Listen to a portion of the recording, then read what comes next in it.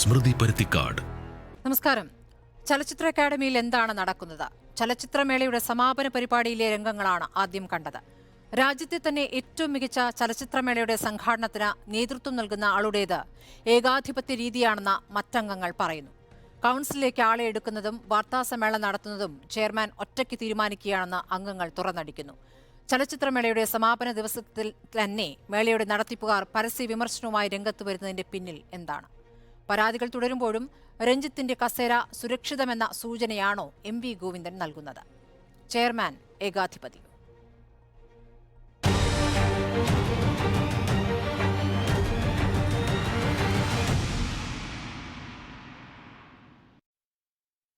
ചലച്ചിത്ര അക്കാദമി അംഗവും സംവിധായകനുമായ മനോജ് ഖാന, സംവിധായകൻ MA നിഷാദ്, നിർമ്മാതാവ് സജി നന്ദിയാട്ട്, സിനിമാ നിരൂപകനായ മുഹമ്മദ് റഫി NV, ചലച്ചിത്ര പ്രവർത്തകനായ P പ്രേമചന്ദ്രൻ എന്നിവരാണ് ചർച്ചയിൽ ഉള്ളത്.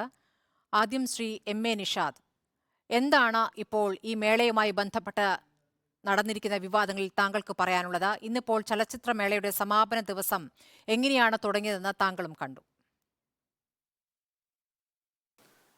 ചലച്ചിത്ര അക്കാദമിയെ സംബന്ധിച്ചിടത്തോളം 28ാമത്തെ IFFK ആണ് കൊടിയിറങ്ങിയത്.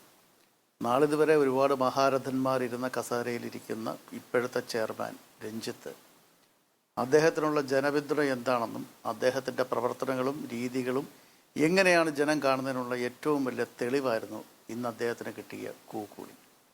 ഒരു ചെയർമാനും ഇതുപോലെ ഒരു അനുഭവം ഉണ്ടായിട്ടില്ല എന്നുള്ളതാണ് സത്യം. പക്ഷേ അഭിപ്രായങ്ങളൊക്കെ എല്ലാവർക്കും ഉണ്ടാവാം. ശ്രീ രഞ്ജിത്തിൻ്റെതായ അഭിപ്രായങ്ങളുണ്ടാവാം. പക്ഷേ ഒരു മഹനീയ സ്ഥാനം പാലിക്കേണ്ടതായിട്ടുള്ള ചില മര്യാദകളുണ്ട്. ആ മര്യാദകളെല്ലാം കാറ്റിൽ പറത്തിക്കൊണ്ട് ശ്രീ രഞ്ജിത്ത് നടത്തിയ ഈ ജൽപ്പനങ്ങളൊക്കെ തന്നെ കേരളത്തിലെ പൊതുസമൂഹം ചർച്ച ചെയ്യുന്നു എന്നുള്ളതിൻ്റെ ഏറ്റവും വലിയ തെളിവാണല്ലോ നമ്മളെല്ലാവരും ഇവിടെ കൂടിയിരിക്കുന്നത്. തീർച്ചയായിട്ടും ചലച്ചിത്ര അക്കാദമിയുടെ ചരിത്രത്തിൽ ഇതുപോലൊരു ചെയർമാൻ ഉണ്ടായിട്ടുണ്ടോ എന്ന് ചോദിച്ചാൽ ഇല്ല എന്ന് നിസ്സംശയം പറയേണ്ടി വരും. രഞ്ജിത്തിനെ പോലെ ഒരു നല്ല കലാകാരൻ, അങ്ങനെ തന്നെ പറയണം. അദ്ദേഹം ഒരുപാട് നല്ല സിനിമകൾ ചെയ്തിട്ടുണ്ട്, ഒരുപാട് നല്ല സിനിമകൾക്ക് തിരക്കഥ രചിച്ചിട്ടുണ്ട്.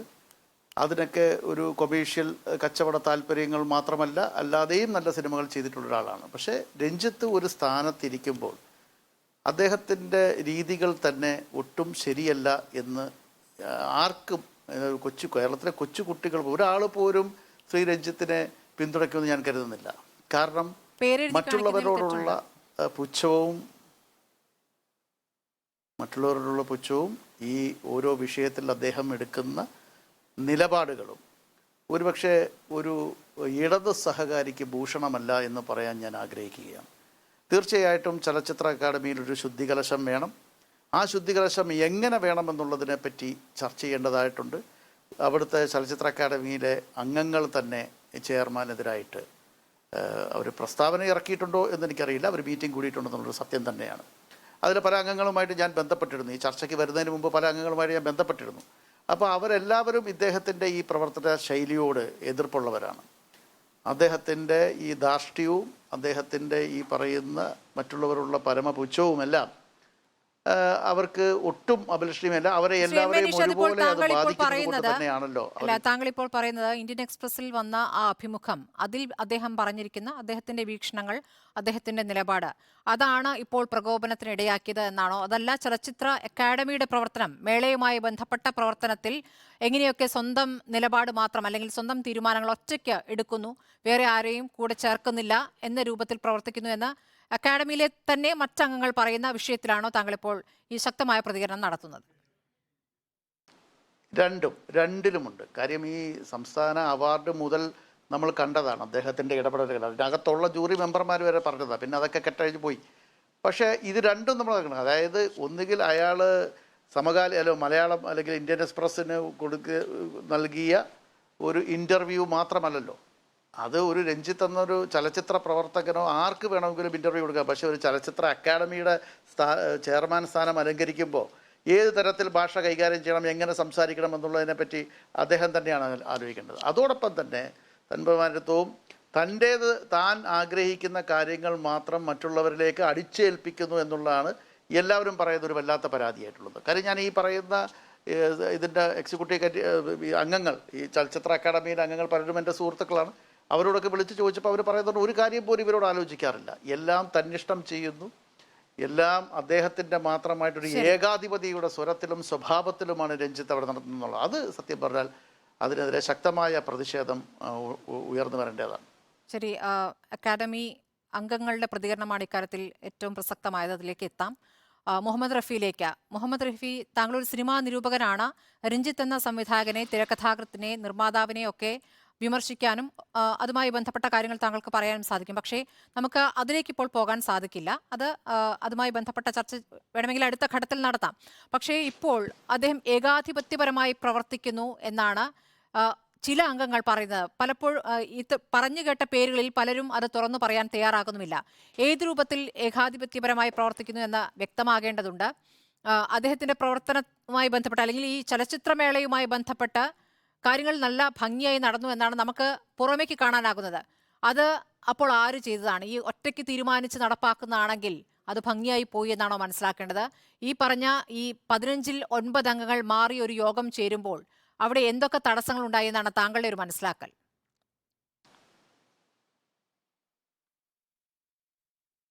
അപ്പോൾ രഞ്ജിത്തിനെ കുറിച്ച് സംസാരിക്കാതെ ഈ ഒരു വിഷയം കൈകാര്യം ചെയ്യാൻ പറ്റും എന്ന് എനിക്ക് തോന്നുന്നില്ല.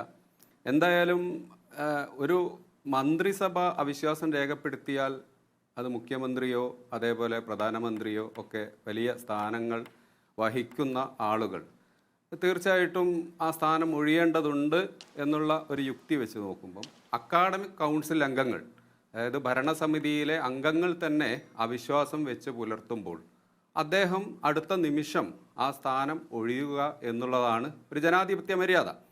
ഇപ്പം നമ്മുടെ രാജ്യം ജനാധിപത്യ സിസ്റ്റത്തിലുള്ളതാണ്, നമ്മുടെ സംസ്ഥാന ജനാധിപത്യ സിസ്റ്റത്തിലുള്ളതാണ്.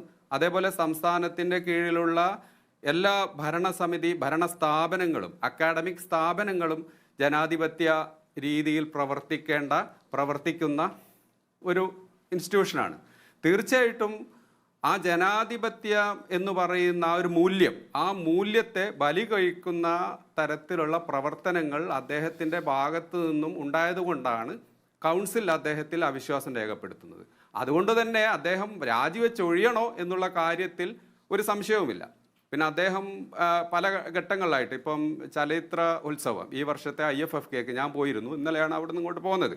ഞാൻ മനസ്സിലാക്കിയിടത്തോളം കഴിഞ്ഞ വർഷം ഉണ്ടായിരുന്നതിൻ്റെ പകുതി ആളുകൾ പോലും അവിടെയില്ല. ഒരുപക്ഷെ കഴിഞ്ഞ തവണയാണ് അദ്ദേഹം ഈ കാണികളായിട്ടുള്ള ഡെലിഗേറ്റ്സുകളെ പരോക്ഷമായിട്ട് പട്ടികൾ എന്നൊക്കെയുള്ള രീതിയിൽ അധിക്ഷേപിച്ചത്. അതായത് അത് പറഞ്ഞത് നിങ്ങൾക്ക് എല്ലാവർക്കും അറിയാം. അദ്ദേഹത്തെ കൂവിയപ്പം വയനാട്ടിലൊരു വീടുണ്ട്, ആ വീട്ടിൽ ചെന്നപ്പം പട്ടി കുരച്ചു, അതിൻ്റെ യജമാനൻ ഞാനാണെന്ന് അറിയില്ല. ആ രീതിയിൽ വരെ അധിക്ഷേപം അദ്ദേഹം ഈ ഒരു പബ്ലിക് ഡൊമൈനിൽ പബ്ലിക്കിനെ, കാണികളെ മുഴുവൻ അധിക്ഷേപിച്ചിട്ടും അതിനുശേഷം കോഴിക്കോട് നടന്ന ചലച്ചിത്രോത്സവത്തിൽ പിന്നെ ഒരു സംവിധായകയുമായുണ്ടായ ഇഷ്യൂ നമുക്കറിയാം. അതിനുശേഷം എത്രയോ തവണ അദ്ദേഹം പിന്നെ ചില സംവിധായകരോടുള്ള വൈരാഗ്യമോ അല്ലെങ്കിൽ തൻ്റെ താല്പര്യക്കുറവ് ഉപയോഗപ്പെടുത്തി തൻ്റെ അധികാരം ഉപയോഗിച്ചുകൊണ്ട് അവരുടെ സിനിമ പുറന്തള്ളുകയൊക്കെ ചെയ്തതിൻ്റെ ഒരു പരസ്യമായിട്ട്, അതേപോലെ തെളിവ് സഹിതം വിനയനെ പോലുള്ള സംവിധായകരൊക്കെ ആരോപണം ഉന്നയിച്ചിട്ടും അദ്ദേഹത്തെ മാറ്റി നിർത്താൻ, പ്രത്യേകിച്ചും ഇടതുപക്ഷമാണ് നമ്മുടെ നാട് ഭരിക്കുന്നത്. അപ്പോൾ അദ്ദേഹത്തിൻ്റെ ഇടതുപക്ഷ മൂല്യങ്ങളെ ബലി കൊടുത്തുകൊണ്ടുള്ള പ്രവർത്തനങ്ങളാണ് അദ്ദേഹത്തിന് ഇടപെടലിൽ നിന്നും നമുക്ക് മനസ്സിലാക്കുന്നത്. ഒരു വലതുപക്ഷ താല്പര്യത്തോട് ഇപ്പം അദ്ദേഹം പിന്നെ ഇന്ത്യൻ എക്സ്പ്രസിന് കൊടുത്ത അഭിമുഖത്തിൽ പറയുന്നുണ്ട് സിനിമ സമൂഹത്തെ സ്വാധീനിക്കുന്നില്ല എന്നാണ് അദ്ദേഹം പറയുന്നത്. സത്യത്തിൽ പ്രതിഭാശാലിയായ ഒരു സംവിധായകനാണ് രഞ്ജിത്ത്. പ്രാഞ്ചിയേട്ടൻ പോലെയൊക്കെയുള്ള കലാമൂല്യവും അതേപോലെ സറ്റയർ മൂല്യവും ഒക്കെയുള്ള സിനിമകൾ, അദ്ദേഹം എഴുതിയ തിരക്കഥകൾ, പെരുവണ്ണാപുരത്തെ വിശേഷങ്ങൾ തുടങ്ങിയ സിനിമകൾക്ക് അദ്ദേഹം എഴുതിയ തിരക്കഥകൾ, നല്ല പ്രതിഭാശാലിയായ ഒരു പിന്നെ നമ്മളെയൊക്കെ ആനന്ദിപ്പിച്ച, നമ്മളെയൊക്കെ സന്തോഷിപ്പിച്ച സിനിമകളെടുത്ത പ്രതിഭാശാലിയായ ഒരു സംവിധായകനാണ് രഞ്ജിത്ത്. എന്നാൽ എനിക്ക് തോന്നുന്നു സമൂഹത്തെ സിനിമ സ്വാധീനിക്കില്ല എന്ന് പറഞ്ഞ അദ്ദേഹത്തെ തൻ്റെ തന്നെ കഥാപാത്രങ്ങളാൽ സ്വാധീനിക്കപ്പെട്ടിട്ട് ഒരുപക്ഷെ നീലകണ്ഠനെ പോലെയൊക്കെയുള്ള മംഗലശ്ശേരി നീലകണ്ഠനെ പോലെയൊക്കെയുള്ള പിന്നെ കഥാപാത്രങ്ങളുടെ ഒരു ഹാലൂസിനേഷനിൽ എന്ന വണ്ണമാണ് രഞ്ജിത്തിൻ്റെ പല ഇടപെടലും പബ്ലിക്കിലോട്ടുള്ള ഇടപെടലും അടുത്ത കാലത്തുണ്ടായിട്ടുള്ളത്. അപ്പൊ തീർച്ചയായിട്ടും ഈ ഇദ്ദേഹത്തിനോട് സ്നേഹമുള്ള അദ്ദേഹത്തിന്റെ അടുത്ത സുഹൃത്തുക്കൾ അദ്ദേഹത്തിന്റെ ഈ ഒരു ബാധ ഒഴിവാക്കാൻ വേണ്ടിയിട്ട് വല്ല ഉപദേശമോ ചികിത്സയോ മറ്റോ ഇതിന് സൈക്കാട്രിസ്റ്റിൽ എന്താണ്, സൈക്കാട്രിയിൽ ഈ ബാധ കയറലിന് എന്താണെന്ന് എനിക്കറിയില്ല. അപ്പൊ തീർച്ചയായിട്ടും ഇടതുപക്ഷ മൂല്യങ്ങൾ അദ്ദേഹം പിന്നെ സൂക്ഷിക്കുന്നില്ല, അല്ലെങ്കിൽ ജനാധിപത്യപരമായിട്ടുള്ള മൂല്യങ്ങൾ സർക്കാർ അത് ആഗ്രഹിക്കുന്നുണ്ടോ എന്ന ചോദ്യം കൂടി ഉണ്ടല്ലോ. സർക്കാർ അത് ആഗ്രഹിക്കുന്നുണ്ടോ എന്ന ചോദ്യം കൂടിയുണ്ട്. ശ്രീ മുഹമ്മദ് റഫി, ഇന്നിപ്പോൾ എം വി ഗോവിന്ദന്റെ പ്രതികരണം കണ്ടതാണ്. അത് അവിടെ പരിഹരിച്ചുകൊള്ളും എന്നാണ് പറഞ്ഞത്. ആ പരിഹാരം ഏത് രൂപത്തിലായിരിക്കും എന്നുള്ളത് നമ്മൾ നേരത്തെയും വിവാദമുണ്ടായ ഘട്ടത്തിൽ കണ്ടതാണ്. ശ്രീ പ്രേമചന്ദ്രനിലേക്ക് ആഗ്രഹിക്കുന്നില്ല അല്ല, ഞാൻ വരാം. തീർച്ചയായിട്ടും ഞാൻ വരാം താങ്കളിലേക്ക്. സാംസ്കാരിക താങ്കളിലേക്ക് വരാം. ശ്രീ പി പ്രേമചന്ദ്രൻ, താങ്കൾ ഒരു ചലച്ചിത്ര പ്രവർത്തകനാണല്ലോ. സർക്കാർ നോമിനേറ്റ് ചെയ്ത പദവിയിൽ ഇരിക്കുന്ന ആളാണ് ശ്രീ രഞ്ജിത്ത്. പക്ഷേ രഞ്ജിത്ത് ഇപ്പോൾ നടത്തുന്ന പല പ്രതികരണങ്ങളും ആ പദവിയിലിരുന്ന് ചെയ്തുകൂടാത്തതാണ്. മറ്റു സംവിധായകരെക്കുറിച്ച് അല്ലെങ്കിൽ മറ്റു സംവിധായകരുടെ ചിത്രങ്ങളെക്കുറിച്ചൊക്കെ വിമർശനാത്മകമായി പ്രതികരിക്കാമായിരിക്കാം. പക്ഷേ അതിലപ്പുറവും കടന്ന മോശം പ്രയോഗങ്ങൾ, അവരുടെ പ്രസക്തിയെക്കുറിച്ച് വരെ ചോദ്യങ്ങൾ ഉന്നയിച്ചുകൊണ്ടുള്ള പരസ്യ പ്രതികരണങ്ങളാണ് അദ്ദേഹം നടത്തിയിട്ടുള്ളത്. അപ്പോൾ അങ്ങനെ ഇരിക്കുന്ന ചെയർമാൻ, ആ ചെയർമാന് ആ പദവിയിൽ ഒരു കോട്ടവും തട്ടില്ല എന്ന രൂപത്തിലുള്ള പ്രതികരണങ്ങൾ CPM-ൽ നിന്നുണ്ടാകുന്നു. നേരത്തെ മന്ത്രിയിൽ നിന്നും ഉണ്ടായിട്ടുണ്ട്. നേരത്തെ 2 തവണ വിവാദമുണ്ടായ ഘട്ടത്തിലും ഇതിഹാസ തുല്യനായ സംവിധായകൻ എന്നാണ് അദ്ദേഹത്തെ സാംസ്കാരിക മന്ത്രി വിശേഷിപ്പിച്ചത്. അപ്പോൾ എന്താണ് താങ്കൾ കരുതുന്നത് ശ്രീ പ്രേമചന്ദ്രൻ? അദ്ദേഹം ആ സ്ഥാനത്ത് തുടരുമോ അതോ അദ്ദേഹത്തെ നീക്കുമോ?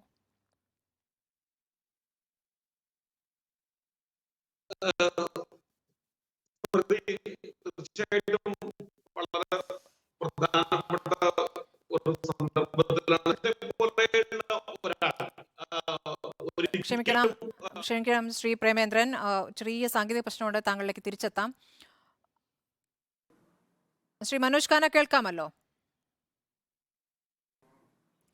ശ്രീ മനോജ് ഖാന, സാങ്കേതിക തടസ്സം മൂലമാണ് താങ്കളിലേക്ക് ആദ്യം വരാൻ പറ്റാതിരുന്നത്. താങ്കളാണ് ചലച്ചിത്ര അക്കാദമി അംഗം. താങ്കൾ ഇന്ന് അതിരൂക്ഷമായ പ്രതികരണം നടത്തുകയും ചെയ്തു. എന്താണ് യഥാർത്ഥത്തിൽ രഞ്ജിത്തുമായുള്ള പ്രശ്നം?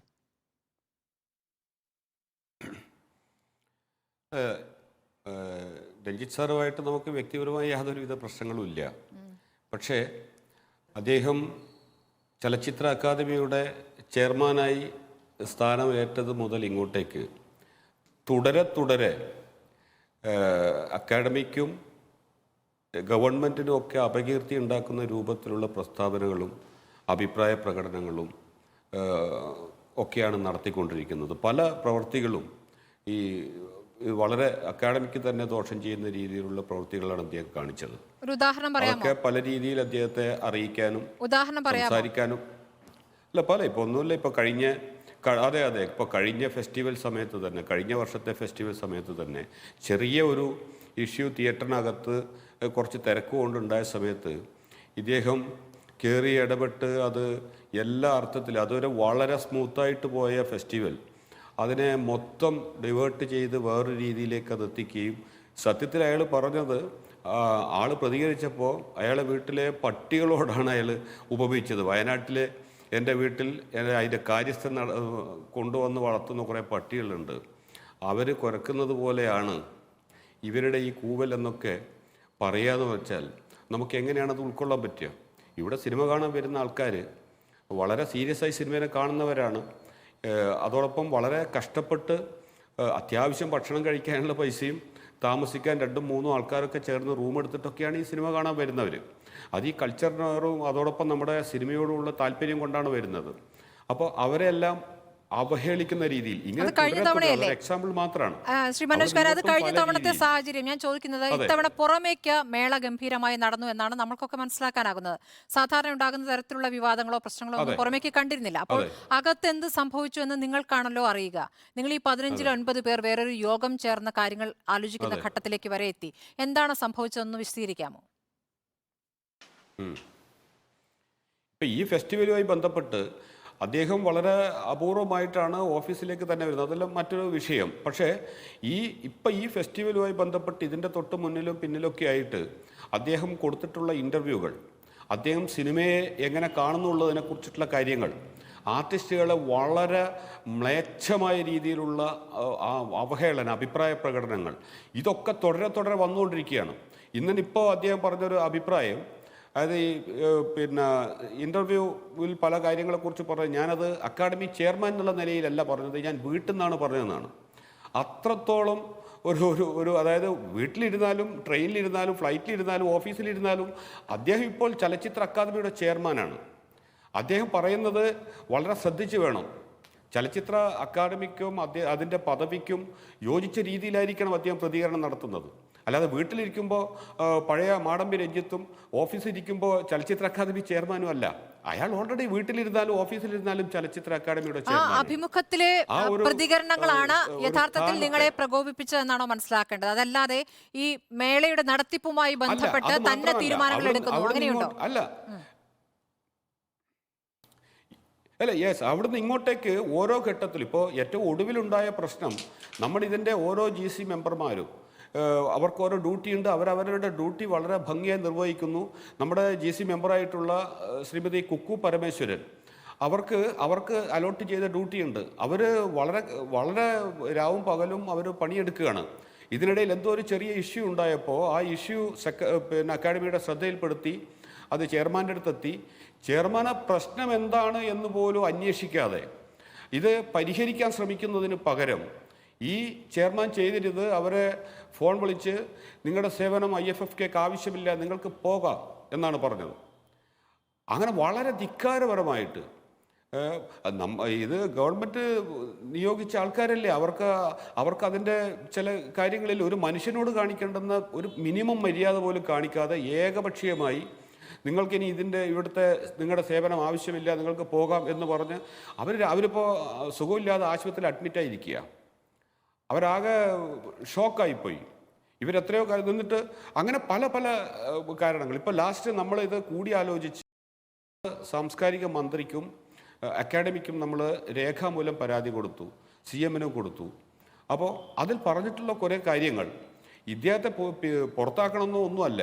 നമ്മളെ സംബന്ധിച്ചിടത്തോളം ഒന്നുകിൽ അദ്ദേഹത്തിൻ്റെ ഈ നിലപാട് തിരുത്തണം, ഇല്ലെങ്കിൽ അദ്ദേഹത്തെ ഈ സ്ഥാനത്ത് നിന്ന് മാറ്റണം. ഈ രണ്ട് കാര്യമാണ് നമ്മൾ പറഞ്ഞിരിക്കുന്നത്. ഇത് അക്കാദമിക്കെതിരോ ഗവൺമെൻറ്റിനെതിരോ അല്ല, അക്കാദമിയുടെയും ഗവൺമെൻറ്റിൻ്റെയും യശസ് ഉയർത്തിപ്പിടിക്കാൻ വേണ്ടിയിട്ടാണ് ഞങ്ങളത് പറഞ്ഞത്. മഹാഭൂരിപക്ഷം ഇവിടുത്തെ ഡെലിഗേറ്റ്സ് മഹാഭൂരിപക്ഷം അദ്ദേഹത്തിൻ്റെ ഇത്തരം പ്രവർത്തനം, അയാൾ ഒരു ഫൂളിനെ പോലെയാണ് അയാൾ പെരുമാറുന്നത്. അദ്ദേഹത്തെ അങ്ങനെയാണ് നമ്മൾ ഡെലിഗേറ്റ്സ് അടക്കം കാണേണ്ടി വരുന്നത്. ശ്രീ മനോജ് ഖന്ന, ഞാൻ ചോദിക്കുന്നത് എവിടെയാണ് അദ്ദേഹത്തിന്റെ വാക്കുകൾക്ക് മാത്രം സർക്കാരിൽ സ്വാധീനം ചെലുത്താൻ കഴിയുന്നത്, അല്ലെങ്കിൽ ആ പ്രതീതി സൃഷ്ടിക്കാൻ അദ്ദേഹത്തിന് സാധിക്കുന്നുണ്ട്? ഇവിടെ എനിക്ക് നേരിട്ട് മുഖ്യമന്ത്രിയോടും സാംസ്കാരിക മന്ത്രിയോടുമാണ് ബന്ധം, അവരോടെ ഞാൻ പറയേണ്ടതുള്ളൂ, അവർക്ക് എന്നെ വിശ്വാസമാണ് എന്ന് തോന്നിക്കുന്ന തരത്തിലുള്ള പ്രതികരണങ്ങളാണ് അദ്ദേഹം ഓരോ ഘട്ടത്തിലും നടത്തിയിട്ടുള്ളത്.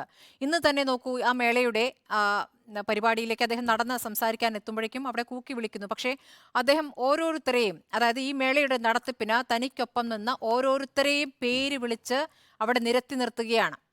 ഒരു വലിയ സംഘത്തെ അവിടെ നിരത്തി നിർത്തുന്നുണ്ട്. അപ്പോൾ അവിടെ നിങ്ങളില്ല. ആ മേളയുടെ നടത്തിപ്പിന് ഞാൻ ഒറ്റയ്ക്കല്ല, എനിക്കൊപ്പം ഇത്രയും പേരുണ്ടായിരുന്നു, ഞങ്ങൾ ഒരുമിച്ചാണിത് ഭംഗിയായി നടത്തിയത് എന്ന് അവിടെ കൂടി നിന്നവരെ കാണിക്കുക എന്ന ലക്ഷ്യം കൂടിയുണ്ട് അതിന്. അത് നിങ്ങൾക്ക് മനസ്സിലായിരുന്നു? അതെ, അത് തീർച്ചയായിട്ടും അദ്ദേഹത്തിൻ്റെ ഒരു നമ്പറാണ്. അവരൊക്കെ വളരെ രാവും പകലും ഇല്ലാതെ ജോലി ചെയ്യുന്ന നമ്മുടെ അക്കാഡമിയുടെ സ്റ്റാഫാണതെല്ലാം. സെക്രട്ടറിയുടെ നേതൃത്വത്തിൽ ഈ സ്റ്റാഫ്, ഞാൻ ഇപ്പോൾ ഉച്ചയ്ക്ക് ഞാൻ മീഡിയക്കാരെ കണ്ട് പറഞ്ഞപ്പോൾ ഞാൻ പറഞ്ഞിരുന്നു, രാവും പകലുമില്ലാതെ നമ്മുടെ അക്കാഡമി സെക്രട്ടറിയും സ്റ്റാഫും ഉദ്യോഗസ്ഥന്മാരും ഉറക്കില്ലാതെ ജോലി ചെയ്തിട്ടാണ് ഈ ഫെസ്റ്റിവൽ നടക്കുന്നത്, അല്ലാതെ ആറാം തമ്പുരാനെ പോലെ മുണ്ടിൻ്റെ കോന്തല പിടിച്ച് നടന്നതുകൊണ്ടല്ല എന്ന കമൻറ്റ് പറഞ്ഞപ്പോൾ അതിനുള്ള ഒരു മറുപടിയായിട്ടാണ് അദ്ദേഹം ഇത് ചെയ്തത്. അതും ഒരു കുട്ടിരാജാവിനെ, എന്താ പറയുക, നാട്ടുരാജാവിനെ പോലെയാണ് ചെയ്തത്. നമ്മൾ ആളുകൾ ആരും അറിയില്ല, അവർക്കെല്ലാം ഓരോ ഡ്യൂട്ടി ഉണ്ട്, അവരൊക്കെ ഓരോ ജോലി ചെയ്യുന്നതിനിടക്കാണ് ഇദ്ദേഹം പെട്ടെന്ന് പ്രഖ്യാപിക്കുക, ഇവർ നമ്മുടെ അങ്ങനെയാണ്, ഇവരെ വെറുതെ ഒന്ന് സോപ്പിംഗ് ആക്കി ഒന്ന് സുഖിപ്പിച്ച് കൂടെ നിർത്താനുള്ളൊരു ശ്രമമാണ്. അതൊക്കെ നടന്നോട്ടെ, അതിലൊന്നും നമുക്ക് അഭിപ്രായ വ്യത്യാസമില്ല. പക്ഷേ അവർക്കെല്ലാം അങ്ങേയറ്റം അംഗീകാരം കൊടുക്കണം. ഈ ഫെസ്റ്റിവൽ വളരെ മനോഹരമായി കൊണ്ടുപോകുന്നതിൽ അവർക്കൊരു പങ്ക് ചെറുതൊന്നുമല്ല. അപ്പോൾ അവർക്ക് അംഗീകാരം കിട്ടുന്നത് അങ്ങനെ തന്നെ വേണം, അതിൽ വളരെ സന്തോഷമുണ്ട്. പക്ഷേ ഈ നമ്പർ കൊണ്ടൊന്നും നടക്കില്ല. പിന്നെ മറ്റൊന്ന്, ഗവൺമെൻറ്റാണ് അദ്ദേഹത്തെ നിയമിച്ചത്, അദ്ദേഹത്തിന് ഗവൺമെൻറ്റിനോട് ഉത്തരവാദിത്വമുണ്ട്. അതോടൊപ്പം ഈ IFFK വരുന്ന ഓരോ ഡെലിഗേറ്റ്സിനോടും നമ്മുടെ മലയാളികളോടും അദ്ദേഹത്തിന് ഈ ചെയർമാൻ എന്ന പദവി നിന്നുകൊണ്ട് അദ്ദേഹത്തിന് ഒരുപാട് ഉത്തരവാദിത്തങ്ങളും അതിനെ വളരെ ഗൗരവത്തോടെ കാണണം. അല്ലാതെ ഏതെങ്കിലും ഒരു വ്യക്തി അല്ല ഇയാളെ നിയമിക്കുന്നത്, ഗവൺമെന്റാണ് നിയമിക്കുന്നത്. ശരി, അതിന്റെ ഒരു സാമാന്യ ബുദ്ധിയെങ്കിലും അദ്ദേഹം കാണിക്കണം. ഗവൺമെന്റ് പക്ഷേ ഇക്കാര്യത്തിൽ എടുക്കുന്ന നിലപാട് എന്താണ് എന്നതും സംശയകരമാണ്. ഞാൻ MA നിഷാദിലേക്ക് ആ ചോദ്യം ചോദിക്കും. താങ്കളിലേക്ക് വരാതിന് മുമ്പ് ശ്രീ സജി നന്ദ്യാട്ട്, താങ്കളൊരു നിർമ്മാതാവാണ്. ഇപ്പോൾ രഞ്ജിത്ത് സംവിധായകനും നിർമ്മാതാവും തിരക്കഥാകൃത്തും ഒക്കെയാണ്. വിജയിച്ച സംവിധായകനാണ്, വിജയിച്ച നിർമ്മാതാവാണ്, വിജയിച്ച തിരക്കഥാകൃത്താണ്. പക്ഷേ അദ്ദേഹം ഈ ചലച്ചിത്ര അക്കാദമി ചെയർമാൻ എന്ന സ്ഥാനത്തിന് യോജിക്കാത്ത പ്രതികരണങ്ങൾ നടത്തുന്നു. തന്നിഷ്ടത്തിൽ പ്രവർത്തിക്കുന്നു എന്ന വിമർശനം വന്നു കഴിഞ്ഞു. അദ്ദേഹത്തിന്റെ പ്രവർത്തന രീതിയോട് താങ്കൾക്ക് യോജിപ്പുണ്ടോ?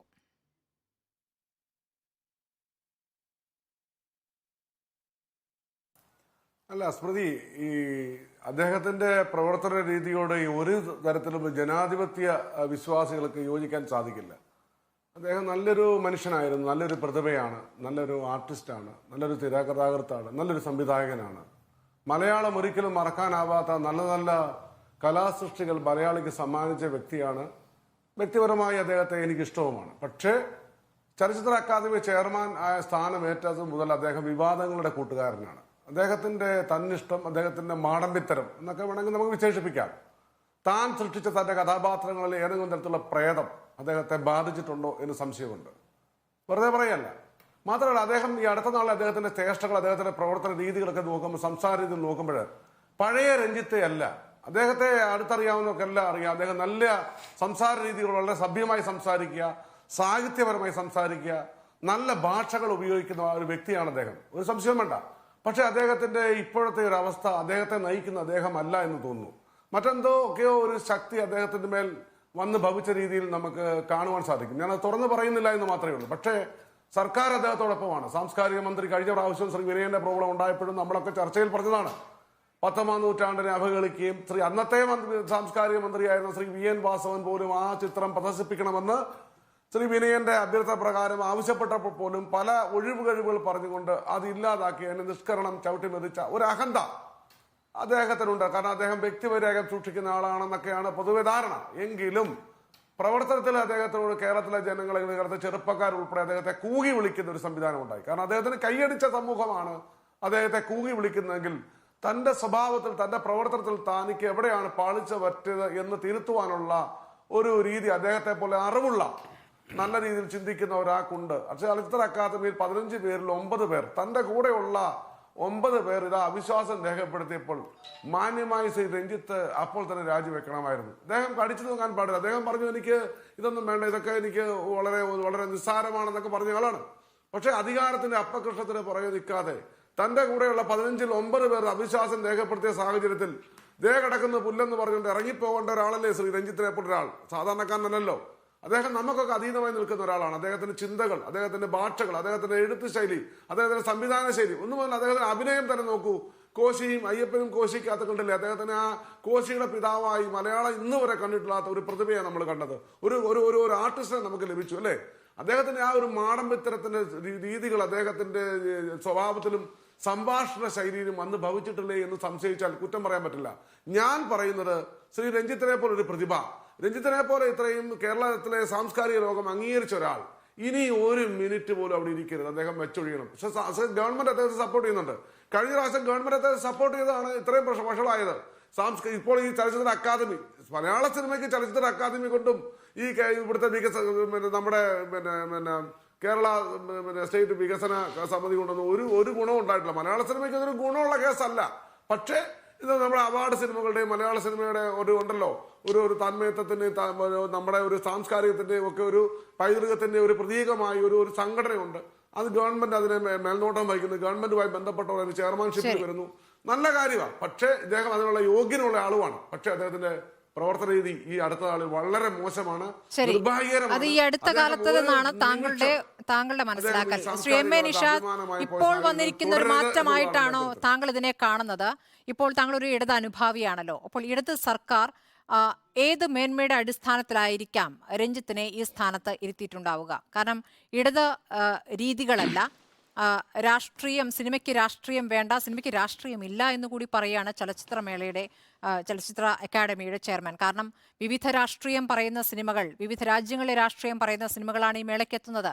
ആ സിനിമകൾ ജനങ്ങളിൽ, കാഴ്ചക്കാരിൽ പലതരത്തിൽ സ്വാധീനമുണ്ടാക്കുന്നുണ്ട്. ഈ സ്വാധീനമുണ്ടാക്കുക എന്ന് പറയുമ്പോൾ കൊല്ലാനും കുത്തിക്കൊല്ലാനും മാത്രമുള്ള സ്വാധീനമല്ലല്ലോ, അത്തരം സിനിമകൾ കണ്ട് സ്വാധീനപ്പെടുക എന്ന് മാത്രമല്ലല്ലോ അർത്ഥമുണ്ടാക്കുന്നത്.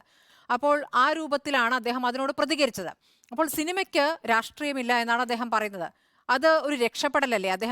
അദ്ദേഹം എടുത്ത ചില സിനിമകളിലെ രാഷ്ട്രീയം ചോദ്യം ചെയ്യപ്പെടുന്നത് കൊണ്ട് പറഞ്ഞതാണോ? രണ്ട് കാര്യങ്ങൾക്ക് ഉത്തരം വേണം. തീർച്ചയായിട്ടും അങ്ങനെയാണ്. തീർച്ചയായിട്ടും അത് തന്നെയാണ്. കാരണം നിങ്ങൾ മനസ്സിലാക്കേണ്ട ഒരു കാര്യം, മഹാനായ ലെനിൻ പറഞ്ഞിട്ടുണ്ട്, സിനിമ ഈ നൂറ്റാണ്ടിൻ്റെയും അടുത്ത നൂറ്റാണ്ടിൻ്റെയും കല അല്ലെങ്കിൽ മാധ്യമമാണെന്ന്. സിനിമയിലൂടെ ചിരിപ്പിക്കുകയും ചിന്തിക്കുകയും അതനുസരിച്ച് അതിനെ സിനിമ എന്ന മാധ്യമത്തെ സ്വായത്തമാക്കി അതിലൂടെ സഞ്ചരിക്കുന്ന എത്രയോ കലാകാരന്മാരുണ്ട്, എത്രയോ പ്രതിഭാധനരുണ്ട്. അവർ സമൂഹത്തിനോട് സംസാരിക്കുന്നത്, സമൂഹത്തോട് സംവേദിക്കുന്നത് അവരുടെ സിനിമകളിലൂടെയാണ്. സമൂഹത്തിൽ നിന്ന് തന്നെയാണ് സിനിമയ്ക്ക് ആവശ്യമുള്ള കഥകൾ എടുക്കുന്നത്. അപ്പോൾ താങ്കൾ സൂചിപ്പിച്ച രണ്ട് കാര്യങ്ങളിൽ ഒരു കാര്യം, അദ്ദേഹത്തിന് ഇന്ന് തുടങ്ങിയ ധാർഷ്ട്യമാണോ എന്ന് ചോദിച്ചാൽ എനിക്കറിയില്ല. വർഷങ്ങൾക്ക് മുമ്പ് അറിയാവുന്ന രഞ്ജിത്തിന് ഈ പറയുന്ന ഒരു ധാർഷ്ട്യം ഇത്ര രീതിയിൽ ഞാൻ കണ്ടിട്ടില്ല. ഉള്ള കാര്യം പറയുമ്പോൾ കയ്യൊപ്പം അതുപോലുള്ള സിനിമകളൊക്കെ ചെയ്യുന്ന സമയത്ത് ഒരുപക്ഷെ അദ്ദേഹത്തിന് എഴുതുന്ന കഥാപാത്രങ്ങളുടെ ഒരു സ്വാധീനം അദ്ദേഹത്തിൻ്റെ വ്യക്തിത്വത്തിൽ ഉണ്ടായിട്ടുണ്ടോ എന്ന് ചോദിച്ചാൽ ഇല്ല എന്ന് പറയാനും പറ്റത്തില്ല. കാര്യം എന്നും ആ കൂട്ടത്തിൽ അങ്ങനെ. പിന്നെ അദ്ദേഹം ഇടതുപക്ഷ സഹകാരിയായിരുന്നോ, പഴയ SFIക്കാരനാണോ, ഇതൊന്നും ഡിഗ് ചെയ്തിട്ടോ ഇതെന്താണെന്ന് പോലും നമുക്കറിയില്ല. പക്ഷെ ഒരു സ്ഥാനത്ത്, ഒരു ചലച്ചിത്ര അക്കാദമിയുടെ സ്ഥാനത്ത് ഒരാളെ ഇരുത്തുമ്പോൾ സ്വാഭാവികമായിട്ടും അദ്ദേഹം മലയാള സിനിമയ്ക്ക് നൽകിയിട്ടുള്ള സംഭാവനകളൊക്കെ കണക്കിലെടുത്തുകൂടിയായിരിക്കാം. ഇല്ലെങ്കിൽ അദ്ദേഹം ഇടത് ആണെന്ന് ചിലപ്പോൾ അതുകൊണ്ടായിരിക്കാം. എന്തൊക്കെയായാലും അദ്ദേഹത്തിന് ഏതായാലും ആ സ്ഥാനം കൊടുത്തപ്പോൾ ആ സ്ഥാനത്ത് ആ കസാരയിലിരുന്ന ഒരുപാട് മഹാരഥന്മാർ, ഒരുപാട് കഴിവ് തെളിയിച്ചവർ, ഷാജിൻ കരുൺ സാറിനെ പോലെയുള്ള ഒരുപാട് പേര് ആ ചലച്ചിത്ര അക്കാദമിയുടെ തലപ്പത്തിരുന്നിരുന്നു. അവർക്കാർക്കും ജനങ്ങളുടെ ഭാഗത്ത് നിന്ന് ഇത്തരം ഒരു എതിർപ്പുണ്ടായിട്ടില്ല. ഒരു ചെയർമാനെ കൂകി ഒന്നടങ്കം ഡെലിഗേറ്റ്സ് കൂകുക എന്ന് പറഞ്ഞാൽ എന്താണ് അതിൻ്റെ അർത്ഥം? അതിൽ നിന്ന് മനസ്സിലായിക്കൂടെ അദ്ദേഹം ആ സ്ഥാനത്തിരിക്കാൻ യോഗ്യനല്ല എന്നുള്ളത്. രണ്ടാമത്, അദ്ദേഹത്തിൻ്റെ രാഷ്ട്രീയം ചർച്ച ചെയ്യാൻ പോയാൽ ഇവിടെ ഒന്നും ഇന്നത്തെ ഒരു ഡിബേറ്റ് കൊണ്ട് തീരത്തില്ല. അദ്ദേഹത്തിൻ്റെ സിനിമകളിലൂടെ പറഞ്ഞു വന്ന രാഷ്ട്രീയം ഒരിക്കലും ഒരു ഇടതുപക്ഷ സഹകാരിക്ക് പറ്റിയ രാഷ്ട്രീയമാണോ എന്ന് ചോദിച്ചാൽ അല്ല എന്ന് പറയേണ്ടി വരും. കാര്യം എപ്പോഴും ഒരു മാടമ്പിത്തരവോ അല്ലെങ്കിൽ സവർണ മേധാവിത്വം എന്ന് ഞാൻ പറയുന്നത് അദ്ദേഹത്തിൻ്റെ കഥാപാത്രങ്ങളെ കൊണ്ട് പറയിപ്പിച്ചിരിക്കുന്നതാണ്. അദ്ദേഹം അതാണോ അല്ലയോ എന്നുള്ളത് നമുക്കറിയില്ല. പക്ഷേ എപ്പോഴും അത്തരം കാര്യങ്ങൾ തന്റെ സിനിമകളിലൂടെ കൊണ്ടുവന്നു. ഒരുപക്ഷെ ഒരു കൊമേഴ്ഷ്യൽ ബിജുവിനെതിരായ വ്യക്തിപരമായ പരാമർശം അല്ലെങ്കിൽ ഡോക്ടർ ബിജു ഒരു പ്രതിഭയല്ല എന്നും പ്രസക്തിയില്ല, അദ്ദേഹത്തിന്റെ പ്രസക്തി അദ്ദേഹം പരിശോധിക്കണമെന്നൊക്കെ പറയാൻ ആരാണ് രഞ്ജിത്ത് എന്ന ചോദ്യം കൂടിയുണ്ടല്ലോ. തീർച്ചയായിട്ടും ഞാൻ അതിലേക്കാണ് വരുന്നത്. അതിന് മുമ്പ് ശ്രുതി ചോദിച്ചുകൊണ്ട് ഞാൻ പറഞ്ഞോളൂ. കാര്യം ഇപ്പോൾ ഏറ്റവും വന്നിരിക്കുന്ന ഒരു വിഷയം എന്ന് പറഞ്ഞാൽ ഡോക്ടർ ബിജുവിനെതിരായിട്ടുള്ള, ഡോക്ടർ ബിജു അന്താരാഷ്ട്ര തലത്തിൽ കഴിവ് തെളിയിച്ച ആളാണ്, ഇല്ലേ? ഇപ്പോൾ സുരാജ് വെഞ്ഞാറമൂട് എന്ന് പറഞ്ഞ നടന് നാഷണൽ അവാർഡ് കിട്ടിയത് ഡോക്ടർ ബിജുവിൻ്റെ പടത്തിലൂടെയാണ്. ഇപ്പോൾ ഡോക്ടർ ബിജുവിന് റിലവൻസ് ഉണ്ടോ ഇല്ലയോ എന്ന് തീരുമാനിക്കുന്നത് രഞ്ജിത്തല്ല. ഇപ്പോൾ കൊമേഴ്ഷ്യലായിട്ട് വിജയിച്ച സിനിമകളുടെ സംവിധായകൻ മാത്രമാണ് സംവിധായകൻ എന്ന് രഞ്ജിത്ത് ചിന്തിക്കുന്നുണ്ടെങ്കിൽ രഞ്ജിത്ത് മൂഢസ്വർഗത്തിൽ ജീവിക്കുന്ന ഒരാളാണെന്ന് പറയേണ്ടിയിരിക്കുന്നു. കാര്യം രഞ്ജിത്ത് ഒരുപാട് നല്ല സിനിമകൾ ഞാൻ ഉൾപ്പെടെ കൈയടിച്ച് രഞ്ജിത്തിന് വർഷങ്ങൾക്ക് മുമ്പ് കയ്യൊപ്പം എന്ന് പറഞ്ഞ സിനിമ കണ്ട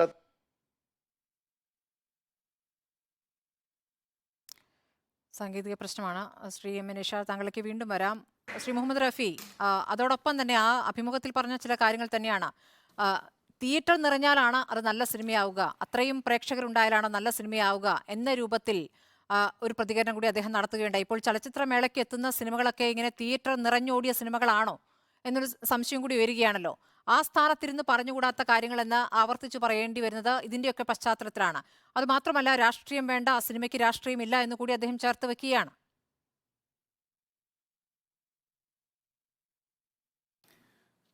തീർച്ചയായിട്ടും ഈ IFFK international film festival of Kerala, അത് ഇന്ന് ഇന്ത്യയിൽ ബോംബെ, കൽക്കട്ട തുടങ്ങിയ ഇടങ്ങളിലായി IFFIയും IFFK അടക്കം ഏതാണ്ട് 5-8 ഫിലിം ഫെസ്റ്റിവലുകളെങ്കിലും ഇന്ത്യയിൽ തന്നെ നടക്കുന്നുണ്ട്.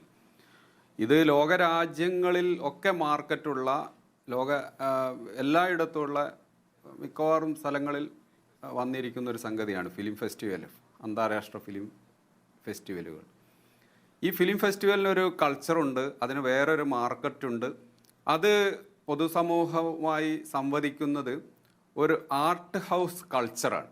അതേപോലെ പൊളിറ്റിക്കലായിട്ടുള്ള ഒരു ആയുധമായിട്ട് അവിടെ സിനിമയെ മാറ്റുന്നു. അതേപോലെ സംസ്കാരത്തെ തിരുത്താനും അത് പുനർനിർണയിക്കാനും രാഷ്ട്രീയ ശരികൾ ഉൽപ്പാദിപ്പിക്കാനും ഒക്കെ ഉള്ള ഒരു ആയുധമായിട്ടാണ് ഫിലിം ഫെസ്റ്റിവൽ സിനിമകൾ ഉപയോഗിക്കുന്നത്. തീർച്ചയായിട്ടും നമ്മൾ ഇപ്പം പറയുകയാണെങ്കിൽ ഈ സ്ത്രീപക്ഷ രാഷ്ട്രീയം, അതേപോലെ സിനിമയിലെ രാഷ്ട്രീയ ശരികൾ, ഇതൊക്കെ നമ്മൾ ചർച്ച ചെയ്യാൻ ആരംഭിച്ചതും ഇത് പൊതുസമൂഹവുമായിട്ട് സിനിമ നടത്തുന്ന സംവാദ മണ്ഡലങ്ങൾ രൂപപ്പെടുത്തിയതിലും ഈ ഫിലിം ഫെസ്റ്റിവൽ കൾച്ചറിന് ഒരു വലിയ പങ്കുണ്ട്.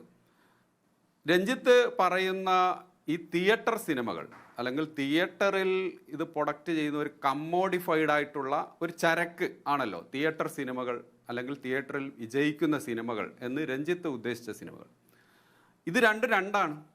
അപ്പോൾ രഞ്ജിത്തിൻ്റെ കാര്യത്തിൽ എനിക്ക് തോന്നുന്നത്, രഞ്ജിത്ത് സംസാരിക്കുന്നത് രഞ്ജിത്തിൻ്റെ ഈ ഒരു സിനിമാ സംസ്കാരത്തിലാണ്, അല്ലെങ്കിൽ ആ സിനിമാ സംസ്കാരം അദ്ദേഹം സൃഷ്ടിച്ച് വെച്ചിരിക്കുന്ന ഒരു സിനിമാ സംസ്കാരം തന്നെ ഉണ്ട്.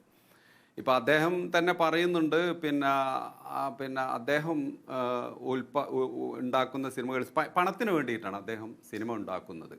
പണം കയ്യിൽ നിന്നും തീരുമ്പം, പണം അത്യാവശ്യം വരുമ്പം വീണ്ടും പോയിട്ട് സിനിമ എടുക്കും. അപ്പം അദ്ദേഹം സിനിമയെ കാണുന്നത് അങ്ങനെയാണ്. എന്നാൽ തീർച്ചയായിട്ടും ഫിലിം ഫെസ്റ്റിവലുകളിൽ പ്രദർശിപ്പിക്കുന്ന സിനിമകൾ അത് ഒരാളുടെ ഒരു പ്രതിഭ ഒരു ആർട്ടിസ്റ്റ് എന്ന നിലക്കുള്ള അയാളുടെ ഒരു ആർട്ടാണത്. ആ ആർട്ട് എന്നുള്ളത് തീർച്ചയായിട്ടും അതൊരു കമ്മോഡിഫൈഡ് നാച്ചുറായിട്ടല്ല അവരത് കൊണ്ടുവരുന്നത്. അത് ഉൽപ്പാദിപ്പിക്കുന്ന ഒരു കൾച്ചർ എന്ന് പറയുന്നത് ഒരു പക്ഷെ അത് വേറെയാണ്. അത് ഇൻഡസ്ട്രി സിനിമയുടെ ഒരു പ്രതിഭയും അത് ഉൾക്കൊള്ളുന്ന ഒരു സംസ്കാരവും അത് വേറെയാണ്. അപ്പോൾ തീർച്ചയായിട്ടും ഇവിടെ നിഷാദും ഇവിടെ ഇപ്പം സജി നന്ദിയാട്ട് അടക്കമുള്ള ആൾക്കാർ രഞ്ജിത്തിനെ തള്ളിപ്പറച്ച സ്ഥിതിക്ക് ഇനി രഞ്ജിത്ത് ഒരു നിമിഷം പോലും അവിടെ നിൽക്കരുത് എന്നാണ് എനിക്ക് തോന്നുന്നത്. കാരണം തീർച്ചയായിട്ടും ഒരു കച്ചവട സിനിമയുടെ ഒരു പ്രതിനിധി എന്നല്ലോ സജി നന്ദിയാട്ടിനെ പോലുള്ള ആൾക്കാർ ഇവിടെ വന്ന് ഇത് പറയുന്നത്. അപ്പോൾ അദ്ദേഹം ഇതിൽ ഒന്ന് രണ്ട് പ്രശ്നങ്ങളുണ്ട്. ഒന്ന്, ഇത്തരം ഫിലിം ഫെസ്റ്റിവലുകൾ പോലെയുള്ള ഒരു കൾച്ചർ ഉണ്ടാക്കുന്ന ഒരു സ്ഥലത്ത് ഈ രഞ്ജിത്തിനെ പോലെയുള്ള ഇൻഡസ്ട്രി സിനിമയും അതിൻ്റെ ഒരു സംസ്കാരവും, ഇപ്പോൾ ഹൈന്ദവ പുനരുത്ഥാനത്തിനും അതേപോലെ ഇവിടെ ഭരണകൂടങ്ങളെ വരെ നിർണ്ണയിക്കാനും, ഇപ്പം നമ്മുടെ ഒരു മലയാളി ജാതി സംസ്കാരത്തെ പുനരാനയിക്കാനൊക്കെ വലിയ തോതിൽ സംഭാവന ചെയ്ത സിനിമകൾ രഞ്ജിത്ത് എടുത്തിട്ടുണ്ട്. ആറാം തമ്പുരാനും അതേപോലെ ഇപ്പം നേരത്തെ ഇവിടെ സൂചിപ്പിച്ച കയ്യൊപ്പ് പോലെയും പ്രാഞ്ചിയേട്ടൻ പോലെയൊക്കെയുള്ള സിനിമകൾ എടുത്ത അതേ രഞ്ജിത്ത് തന്നെയാണ് ഇത്തരം സിനിമകൾ എടുത്തത്. അപ്പോൾ അദ്ദേഹം പറയുന്നത് എനിക്ക് പണം കിട്ടാൻ വേണ്ടിയിട്ട് ചെയ്ത സിനിമകളാണ് മറ്റേത്. ഞാൻ പറയാം, പ്രാഞ്ചിയേട്ടിൽ നിന്നും കയ്യൊപ്പിൽ നിന്നൊക്കെ അദ്ദേഹത്തിന് കിട്ടിയതിൻ്റെ, കയ്യൊപ്പിൽ നിന്നും ഒരു പക്ഷേ ഇൻഡസ്ട്രിയൽ ആയിട്ട് അദ്ദേഹത്തിന് തിയേറ്റർ നിറഞ്ഞ സിനിമകളായിരിക്കില്ല. അത് അദ്ദേഹം ചെയ്തിട്ട് പരാജയപ്പെട്ട ആളാണ്. അതായത് ഒരു ആർട്ട് എന്ന നിലക്ക് അദ്ദേഹം സിനിമയെ സമീപിക്കാൻ ആഗ്രഹിക്കുന്നില്ല. അദ്ദേഹം സിനിമയെ തീർച്ചയായിട്ടും ഞാൻ നേരത്തെ പറഞ്ഞ പോലെ ഒരു മാർക്കറ്റിൽ വിൽക്കാൻ വെച്ചിരിക്കുന്ന ഒരു കച്ചവട ചരക്കായിട്ടാണ്. അതിന് ഇവിടുത്തെ ഒരു ശരാശരിയിൽ താഴെയുള്ള പ്രേക്ഷകരെ ആകർഷിക്കാനും അവരെ അവരുടെ വീരരസങ്ങളെ പുറത്തെടുത്തിട്ട് അവരെ കോൾമാറി കൊള്ളിക്കാനും അവരെ ആവേശപ്പെടുത്താനും അവരുടെ ഉള്ളിലുള്ള പഴയ ഫ്യൂഡൽ ആത്മരതിയെ പുനരാനയിക്കാനൊക്കെ വേണ്ടി അങ്ങനെയൊക്കെ ചെയ്ത് ഒരു തരത്തിലുള്ള നമ്മുടെ കമ്മ്യൂണിറ്റിയെ ചൂഷണം ചെയ്തിട്ടാണ് ഈ പണം ഉണ്ടാക്കുന്നത്. അത് രഞ്ജിത്തിന് അറിയാഞ്ഞിട്ടല്ല, പക്ഷെ അദ്ദേഹം ആ അഭിമുഖത്തിലും എല്ലായിടത്തും അദ്ദേഹം അതാണ് തന്റെ രീതി എന്ന് പറയുന്നുണ്ടെങ്കിൽ അതൊരു തുറന്നു പറച്ചിലാണ്. പക്ഷെ ബാക്കിയുള്ളവരെ അപമാനിച്ചുകൊണ്ടും നിന്ദിച്ചുകൊണ്ടും ആകരുത് ആ പ്രതികരണങ്ങൾ നടത്തേണ്ടത് എന്നിടത്താണ് ഒരു പ്രശ്നം ഉടലെടുക്കുന്നത്. ശ്രീ തീർച്ചയായിട്ടും ഡോക്ടർ ബിജുവിനെ പോലെയുള്ള ഒരു സംവിധായകൻ എന്ന് പറഞ്ഞ ഒരിക്കലും ഞാൻ വരാം. ശ്രീ മനോജ് ഖാന, നിങ്ങളിപ്പോൾ 9 പേർ യോഗം ചേർന്നു. ഈ 9 പേർ പരാതിയും നൽകിയെന്ന് പറയുന്നു. ആ പരാതിയിൽ എന്താണ് പറയുന്നത്? 9 പേരും ഒപ്പിട്ട പരാതിയാണോ സർക്കാരിന് കൊടുത്തത്? സാംസ്കാരിക മന്ത്രിക്ക് അത് കൊടുത്തു കഴിഞ്ഞു. എന്താണ് നിങ്ങൾക്ക് ലഭിച്ചിരിക്കുന്ന മറുപടി? ഇതിപ്പോൾ ഇത്ര വലിയ വിഷയമാകുന്നു, 2 ദിവസമായി ചർച്ച ചെയ്യപ്പെടുന്നു. താങ്കളടക്കമുള്ളവർ ഇന്ന് പരസ്യമായി പ്രതികരിച്ചു, അദ്ദേഹവും പരസ്യമായി വെല്ലുവിളിച്ച് പ്രതികരിക്കുന്നുണ്ട്. അപ്പോൾ ഇതൊരു മറുപടി സർക്കാരിൽ നിന്ന് ലഭിച്ചോ? ഇത് നമ്മൾ ഇന്നലെ തന്നെ സാംസ്കാരിക മന്ത്രിക്കും ചലച്ചിത്ര അക്കാദമിക്കും കൾച്ചറൽ സെക്രട്ടറിക്കും നമ്മൾ ഇന്നലെ തന്നെ ഈ 9 പേർ, അതിൽ 6 പേര് നേരിട്ടും 3 പേര് ഓൺലൈനിലുമാണ് മീറ്റിങ്ങിൽ പങ്കെടുത്തത്. ഈ മീറ്റിങ്ങിൽ പങ്കെടുത്ത് നമ്മളിത് സമർപ്പിച്ചു കഴിഞ്ഞു. അക്കാഡമിക്ക് സമർപ്പിച്ചു, അത് കൾച്ചറൽ സെക്രട്ടറിക്ക്, അതുപോലെ കൾച്ചറൽ മിനിസ്ട്രിക്കും സമർപ്പിച്ചു കഴിഞ്ഞു. പങ്കെടുത്ത പലരും നിഷേധിക്കുന്നുണ്ട്, പങ്കെടുത്തു എന്നുള്ള കാര്യം രഹസ്യമാക്കി വെക്കുന്നുണ്ട്. അതെന്തിനാണ്? ഇല്ല, അത് നമ്മുടെ ആദ്യം ഇതൊരു ഇഷ്യൂ ആക്കാൻ ഉദ്ദേശിച്ചുകൊണ്ട് നമുക്ക് ഈ പ്രശ്നം പരിഹരിക്കുകയാണ് വേണ്ടത്. അക്കാഡമി വളരെ സുഗമമായി മുന്നോട്ട് പോകണം. അത് അക്കാഡമിയിലൂടെ അത് ഗവൺമെൻറ്റിനും ഒരു വലിയ സപ്പോർട്ട് അല്ലെങ്കിൽ ഗുഡ് വില്ലിംഗാണ് ഉണ്ടാക്കുക. ആ ഒരു കൃത്യമായ രാഷ്ട്രീയ ബോധത്തോടു കൂടി തന്നെയാണ് ഞങ്ങളൊക്കെ ഇതിൽ പ്രവർത്തിക്കുന്നത്. അപ്പോൾ അതുകൊണ്ടാണ് അങ്ങനെ ചെയ്തത്. പക്ഷേ അദ്ദേഹം ഇന്ന് ചെയ്തൊരു കാര്യം, ഞാനടക്കം ഇതിൻ്റെ തൊട്ടടുത്ത ക്യാബിനിൽ ഞാനടക്കം ഇരിക്കുന്നുണ്ട്. എന്നാൽ ഇന്നലത്തെ ഈ പ്രശ്നം നമുക്കൊന്ന് സംസാരിക്കണം, നമുക്ക് മീഡിയയോടൊന്ന് സംസാരിക്കണം, ഞാൻ ഈ രീതിയിലൊക്കെയാണ് സംസാരിക്കാൻ ഉദ്ദേശിക്കുന്നത്, എന്താണ് പ്രശ്നമെന്ന് ഞങ്ങളോട് ചോദിക്കാനോ അന്വേഷിക്കാനോ അദ്ദേഹം തയ്യാറായിട്ടില്ല. അദ്ദേഹം മീഡിയക്കാരെ വിളിച്ച് പരസ്യം ഇങ്ങനൊരു സംഭവമേ ഇല്ല, ഇതിൽ ഈ പരാമർശിച്ചിട്ടുള്ള കുക്കു പരമേശ്വരൻ അവർക്ക് അങ്ങനൊരു പരാതിയില്ല, അവരെ ഞാൻ 84 മുതൽ എൻ്റെ സുഹൃത്താണ്, അവരെ എക്സിക്യൂട്ടീവിലേക്ക് എടുത്ത് ഇതിൻ്റെ അക്കാഡമിയുടെ എക്സിക്യൂട്ടീവ് വിപുലപ്പെടുത്താൻ തീരുമാനിച്ചിട്ടുണ്ട്. അങ്ങനെ പല കാര്യങ്ങളും ഇദ്ദേഹം പറഞ്ഞു. അതോടൊപ്പം 2-3 ആളുടെ പേര് പറഞ്ഞു. ഇവരൊന്നും അക്കാഡമിക്കോ ചെയർമാനോ എതിരായിട്ട് പ്രവർത്തിക്കാൻ ഉദ്ദേശിക്കുന്നില്ല, ഞങ്ങളങ്ങനെ മീറ്റിങ്ങിൽ പങ്കെടുത്തിട്ടില്ല എന്ന് പറഞ്ഞു. ഞങ്ങളുടെ അടുത്ത് 9 ആൾ പങ്കെടുത്ത രേഖയുണ്ട്, അവരൊപ്പിട്ട കടലാസുണ്ട്. ഓൺലൈനിൽ പങ്കെടുത്ത 3 പേര് മാത്രമാണ് ഒപ്പില്ലാതിരുന്നത്. അപ്പോൾ സർക്കാർ നിങ്ങളോട് പ്രതികരിച്ചു എന്നൊരു ചോദ്യം കൂടി ഉണ്ടല്ലോ. അപ്പോൾ ഭൂരിപക്ഷത്തിനും പ്രതിഷേധമാണ് എന്ന ഘട്ടത്തിൽ സർക്കാർ നിങ്ങളോട് പ്രതികരിച്ചോ? സാംസ്കാരിക മന്ത്രി എന്തെങ്കിലും പറഞ്ഞോ ഇക്കാര്യത്തിൽ? തീർച്ചയായിട്ടും തീർച്ചയായിട്ടും പ്രതികരിക്കും. ഞങ്ങൾ ഇന്നലെ കൊടുത്തതല്ലേ ഉള്ളൂ. അതിൻ്റെ കൃത്യമായി വളരെ ഡീറ്റെയിൽ ആയിട്ട് തന്നെ ചർച്ച നടത്തും. വളരെ ശരിയായ രീതിയിൽ ഈ പ്രശ്നത്തെ പരിഹരിക്കും ഗവൺമെൻറ് തന്നെയാണ് ഞങ്ങൾ വിശ്വസിക്കുന്നത്. ഞങ്ങൾ ആ പ്രതീക്ഷയിൽ തന്നെയാണ് കൊടുത്തത്. ഞങ്ങൾക്ക് പ്രത്യേകിച്ച് വേറെ താല്പര്യങ്ങളൊന്നുമില്ല. അപ്പൊ ഇത് മുഴുവൻ കള്ളത്തരം പറഞ്ഞപ്പോഴാണ് തൊട്ടടുത്ത് ഒരു അരമണിക്കൂർ കഴിഞ്ഞുകൊണ്ട് ഞങ്ങൾ പരസ്യമായി തന്നെ ഇത് കള്ളത്തരമാണെന്ന് മീഡിയക്കാരോട് വിളിച്ചു പറഞ്ഞത്. ശരി, ശ്രീ പ്രേമചന്ദ്രൻ, താങ്കളിലേക്ക് ലൈവിൽ സംസാരിക്കാൻ പറ്റുന്നില്ല, സാങ്കേതിക തടസ്സമുണ്ട്. താങ്കൾക്ക് കേൾക്കാമല്ലോ? കേൾക്കുന്നുണ്ടോ? ക്ഷമിക്കുക ശ്രീ പ്രേമേന്ദ്രൻ, താങ്കളിലേക്ക് വരാൻ പറ്റുമെന്ന് തോന്നുന്നില്ല. പലതവണയായി കട്ടായി പോകുന്നു. സാങ്കേതിക പ്രശ്നം തന്നെയാണ്. ശ്രീ എം എ നിഷാദിലേക്ക് തന്നെയാണ്. ശ്രീ എം എ നിഷാദ്, ഇപ്പോൾ സർക്കാർ ഇക്കാര്യത്തിൽ ഒരു തീരുമാനമെടുക്കും, അത് ഈ ഭൂരിപക്ഷത്തിന്റെ നിലപാടിനൊപ്പമായിരിക്കുമെന്ന് താങ്കൾക്ക് പ്രതീക്ഷയുണ്ടോ? അങ്ങനെ പ്രതീക്ഷിക്കാനുള്ള വക ഇതുവരെ സർക്കാർ നൽകിയിട്ടില്ല. ഇന്നിപ്പോൾ എം വി ഗോവിന്ദൻ നടത്തിയ പ്രതികരണവും ഇതത്ര വലിയ വിഷയമല്ല എന്ന രൂപത്തിലാണ്.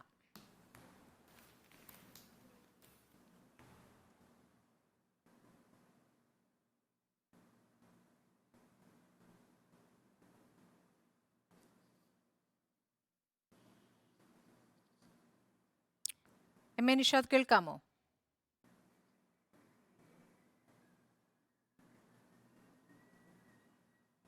സാങ്കേതിക പ്രശ്നങ്ങൾ തുടരുകയാണ്. ഞാൻ അതേ ചോദ്യം ഞാൻ ശ്രീ സജി നന്ദ്യാട്ടിനോട് ചോദിക്കുകയാണ്.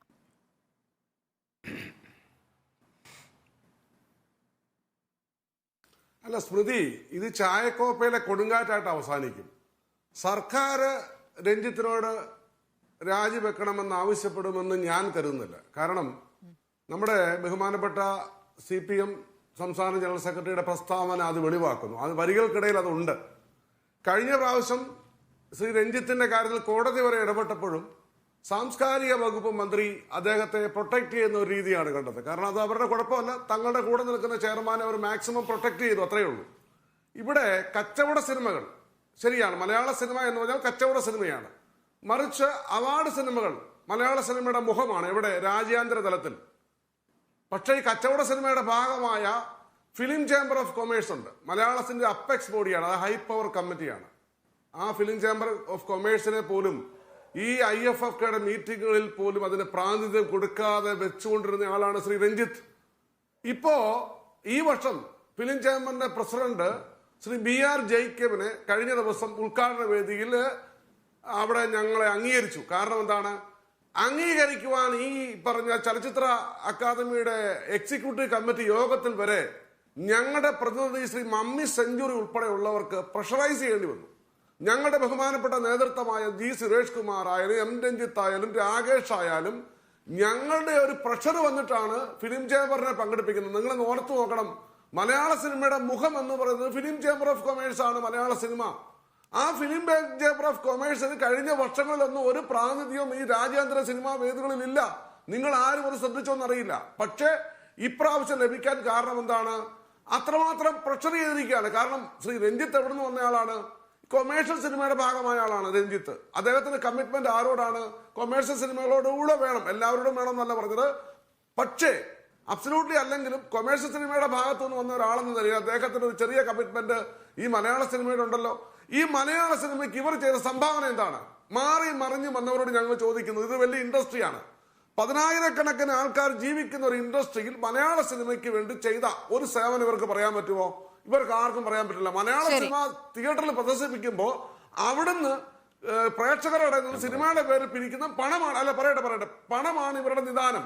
ഞാൻ ഇവിടെ പറയുന്നു, ശ്രീ രഞ്ജിത്തിന്റെ രാജി ചോദിക്കില്ല സർക്കാർ. മറിച്ച് രഞ്ജിത്തിന് ജനങ്ങളെതിരായിരിക്കുന്നു, സാംസ്കാരിക കേരളം എതിരായിരിക്കുന്നു, തങ്ങളുടെ കൂടെ ഇരിക്കുന്നവർ തങ്ങൾക്കെതിരായ സാഹചര്യത്തിൽ രഞ്ജിത്തിന് മര്യാദയുണ്ടെങ്കിൽ, മാന്യതയുണ്ടെങ്കിൽ രഞ്ജിത്ത് കാണിക്കേണ്ടത് ഒരു കടലാസിൽ ഇതാ ഞാൻ രാജിവെക്കുന്നു എഴുതി കൊടുത്താൽ അദ്ദേഹത്തിന് എന്താ പറഞ്ഞ ഉള്ള തടി കഴിച്ചിലാകാം. ഇതാണെന്നല്ല. പിന്നെ അതല്ലാതെ ഞാൻ എന്ന ഭാവത്തോടെ അദ്ദേഹം തുടരുകയാണെങ്കിൽ ഇനി വരും വർഷങ്ങളിൽ പലതിനും നമ്മൾ സാക്ഷ്യം വഹിക്കും. കാരണം അദ്ദേഹം ഇപ്പോൾ പഴയ ആളെ അല്ല. അതാണ് വ്യക്തിപരമായി എനിക്ക് അദ്ദേഹത്തിന് ഇഷ്ടമാണ്. അദ്ദേഹത്തിന്റെ പ്രതിഭയെ ഞാൻ റെസ്പെക്ട് ചെയ്തുകൊണ്ട് തന്നെ പറയുന്നത്. ശരി, ശ്രീ മനോജ് ഖാന, ഇപ്പോൾ ഇത്തവണത്തെ ഫിലിം ഫെസ്റ്റിവലിന്റെ മുഖ്യാതിഥി ക്രിസ്റ്റോഫ് സനൂസി അല്ലേ, പോളിഷ് ചിത്രകാരൻ, അദ്ദേഹം ഒരു കമ്മ്യൂണിസ്റ്റ് വിരുദ്ധനാണ്. അപ്പോൾ ഒരു കമ്മ്യൂണിസ്റ്റ് വിരുദ്ധനെ മുഖ്യാതിഥിയാക്കാൻ ചെയർമാൻ, അക്കാദമി ചലച്ചിത്രമേള ചെയർമാന് സാധ്യമാണ്. അദ്ദേഹത്തിന്റെ അഭിപ്രായത്തിന് ആ തരത്തിൽ പ്രാമുഖ്യമുണ്ട്. എന്നാൽ പോലും എന്തുകൊണ്ട് ക്രിസ്റ്റോഫ് സനൂസി എന്നൊരു ചോദ്യം ഉയരുന്നുണ്ട്. അദ്ദേഹം ഇവിടെ പ്രസംഗിക്കുമ്പോഴും 25 വർഷം മുൻപ് വന്ന PG യുമായിട്ടൊക്കെ ഉണ്ടായിരുന്ന ചർച്ചയെക്കുറിച്ചും എതിരഭിപ്രായങ്ങൾ താൻ തുറന്നു പറഞ്ഞതിനെക്കുറിച്ചൊക്കെ അദ്ദേഹം പറയുന്നുണ്ട്. ഒരു സംവാദ സാധ്യത എന്ന നിലയ്ക്കൊക്കെ അദ്ദേഹത്തെ കൊണ്ടുവരാം. പക്ഷെ അതിലൊക്കെ ഒരു കമ്മ്യൂണിസ്റ്റ് വിരുദ്ധതയുണ്ടോ എന്ന് ഇപ്പോൾ രഞ്ജിത്ത് ഉണ്ടാക്കിയിരിക്കുന്ന വിവാദങ്ങളുമായി ചേർത്ത് വയ്ക്കുമ്പോൾ വേണമെങ്കിൽ വായിക്കാം. ഇതിൽ ആദ്യം പിന്നെ ബഹുമാനപ്പെട്ട നമ്പ്യാട്ട് പറഞ്ഞതിൽ ഒരു എതിരഭിപ്രായമുള്ളത് തർക്കിക്കാൻ പറയുന്നതല്ല. മലയാള സിനിമയുടെ മുഖം എന്ന് പറയുന്നത് ഈ കച്ചവട സിനിമ അല്ല. നമ്മൾ അങ്ങനെ കാണേണ്ട കാര്യമില്ല. വിശാലമായി കച്ചവട സിനിമകളുണ്ട്, ആർട്ട് ഫിലിംസ് ഉണ്ട്, വളരെ പൊളിറ്റിക്കൽ ആയിട്ടുള്ള ഫിലിംസ് ഉണ്ട്. അങ്ങനെ കുറച്ചുകൂടെ നമുക്ക് വിശാലമായും സൗഹൃദത്തിലും കാണാം എന്നതാണ് എൻ്റെ ഒരു അഭിപ്രായം. പിന്നെ മറ്റൊന്ന്, ചലച്ചിത്ര അക്കാദമി ഈ വ്യവസായ സിനിമകൾക്ക് എന്ത് ചെയ്തു എന്ന് ചോദിച്ചാൽ, ചലച്ചിത്ര അക്കാദമി രൂപീകരിക്കുന്നത് തന്നെ കൃത്യമായ ഒരു ലക്ഷ്യബോധത്തോടു കൂടിയാണ്. അത് അതിൻ്റെ ഉദ്ദേശ ലക്ഷ്യങ്ങളിൽ തന്നെ പറയുന്നുണ്ട്. സിനിമ ഒരു കല എന്നുള്ള നിലയിൽ അതിനെ പരിപോഷിപ്പിക്കാനും അതിനെ സാമൂഹ്യവൽക്കരിക്കാനും ഒക്കെ ഉദ്ദേശത്തോടു കൂടിയിട്ടാണ് ഈ ചലച്ചിത്ര അക്കാദമി രൂപീകരിക്കുന്നത്.